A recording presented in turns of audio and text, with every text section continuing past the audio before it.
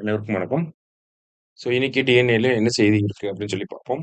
என்ன குடுத்துருக்காங்க அப்படின்னா, ஆசியான் நாடுகளுக்கு இந்தியா உறுதுணை அப்படின்னு சொல்லி குடுத்துருக்காங்க. இந்த ஏசியன் அப்படிங்கிற அமைப்பு, Association of South East Asian Nations அப்படின்னு சொல்லி சொல்லுவாங்க. எப்போ உருவாக்கப்பட்டுச்சு அப்படின்னு சொல்லி பார்த்தீங்கன்னா, 8த் ஆகஸ்ட் 1967ல உருவாக்கப்பட்டது. சரிங்களா? இதனுடைய ஹெட் குவார்ட்டர்ஸ் எங்க இருக்கு அப்படின்னு சொல்லி பார்த்தீங்கன்னா, ஜகார்ட்டால இருக்கு. ஜகார்ட்டா எங்க இருக்கு அப்படின்னா, நமக்கு இந்தோனேஷியாவோட கேப்பிட்டல் தான் ஜகார்ட்டா. சரியா? இந்த ஏசியன் அமைப்பு இதுல 10 உறுப்பு நாடுகள் வந்து இருக்காங்க. யாரெல்லாம் அந்த உறுப்பு நாடுகள் அப்படின்னு சொல்லி பார்த்தீங்கன்னா, Brunei, Myanmar, Cambodia, Indonesia, Laos, Malaysia, Philippines, Singapore, Thailand, Vietnam இவங்க எல்லாமே பார்த்தீங்கன்னா, இந்த அமைப்போட உறுப்பினர்களா இருக்காங்க. இப்ப இதுலருந்து என்ன தெரிஞ்சுக்கிறோம் அப்படின்னா, 10 உறுப்பு நாடுகள் இருக்கு. இதுல குறிப்பா இந்தியா ஒரு மெம்பரா இல்ல அப்படிங்கிறத நம்ம தெரிஞ்சுக்கணும். சரிங்களா?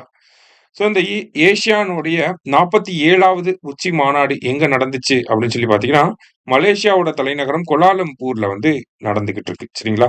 ஃபேமஸா பார்த்தீங்கன்னா, அமெரிக்க அதிபர் டொனால்ட் ட்ரம்ப் இந்த மாநாட்டுல வந்து கலந்துக்க இருக்காரு.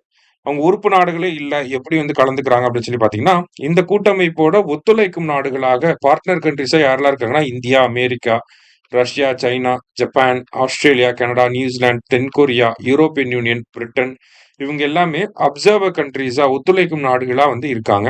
அதனால அமெரிக்க அதிபர் வந்து கலந்துக்கிட்டாரு. இந்திய பிரதமரும் கலந்துக்கிறதா இருந்துச்சு. கடைசி நேரத்துல காணொலி வாயிலாக கலந்துக்க போறோம் அப்படிங்கிறத அறிவிச்சிருந்தாங்க இந்திய அரசாங்கம்.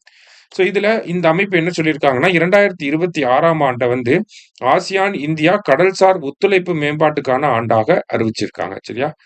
பேசிக்கா இந்த கன்வென்ஷனல் டேட்டாஸ மட்டும் கொஞ்சம் நல்லா தெரிஞ்சுக்கோங்க. சரியா? நன்றி.